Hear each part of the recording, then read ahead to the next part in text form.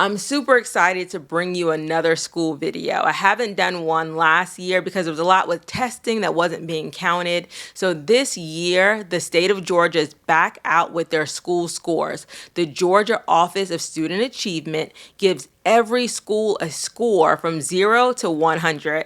Now, in Douglas County, we're right at about, as a total district, a 68, which is not good. It's not passing, and it's down from the previous years.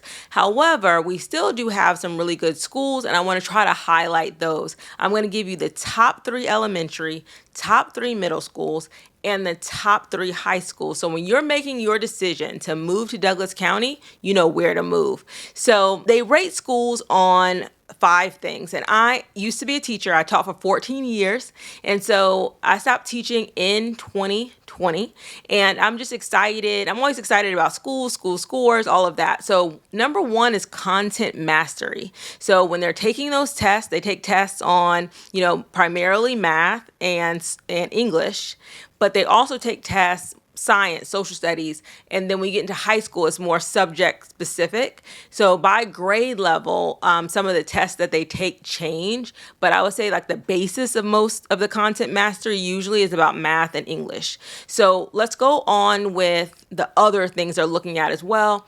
The other things are progress. So how are they progressing through the school? So in content gaps, another thing they look at. So for example, if you're in 3rd grade, but you come to school on a 1st grade level, how quickly does that school move you up to where you need to be? They may not move you up from 1st grade to 3rd grade, right? But they may move you from 1st grade to 2nd grade. The idea is not to leave you at 1st grade after you've been through 3rd grade. So how quickly can that school progress you? How quickly can that school close the content gaps that you have?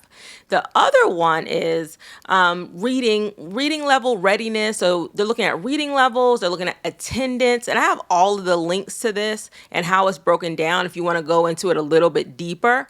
And then for high schools, we have graduation rate. So are people graduating in 4 years? Ideally, we want everyone to graduate in 4 years. You start in 9th grade, you leave in 12th grade. So they're going to look at that number, and they also track it for 5 years. So 4 year and 5 year, how long does it take the average student at that school to graduate? Okay, so let's get into it. Our top 3 elementary schools, and there's some changes on this one, and one I'm really excited about. The number 1 school is South Douglas Elementary.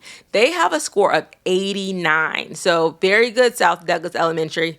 Number 2, and I'm super excited about this one just because my kids went here and we weren't always at a B. We went from a B to a C and back down. So I'm really excited that Arbor Station Elementary is back where it needs to be. It's at an 83. So good job, Arbor Station. And number 3 is Winston Elementary with a 78. So again, they take all of those things I talked about. They take content mastery, readiness, closing the gaps, and progress, and they average those scores together. So each school is going to have a breakdown as to how they came to the score that they're giving these schools. Now let's get into middle school. So my children are all in middle school. I only have 2, but they're both in middle school, which I love because they're on the same schedule, which for the last 2 years they were not. I had one in elementary and one in middle school. So I love having them both in middle school, and pretty much it's like a 9 to 5 job. They leave like for the bus at like 8 o'clock and they don't come back till 4:30. So you can really, especially if you're like a work at home person, that you really have a lot of time to get things done during the day. So our top 3 middle schools. Number 1 is Chapel Hill Middle School at a 77. Then we have Fairplay Middle School at 76. And then we have Mason Creek Middle School at 75. And middle school is a difficult time, a difficult transition. So to have, those schools in the mid to high C's is pretty good.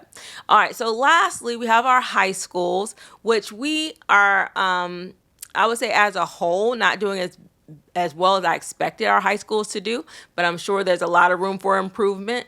So our 3 top high schools, number 1 is Chapel Hill High School, and they're scoring a 73.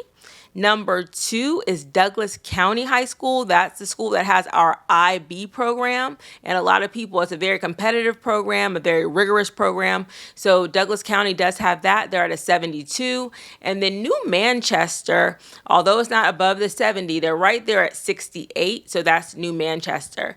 So I hope this was helpful if you're thinking about moving to Douglas County and schools are very, very important to you. We do have school choice. We do have 3 charter schools that serve Douglas County. I have videos on the charter schools here.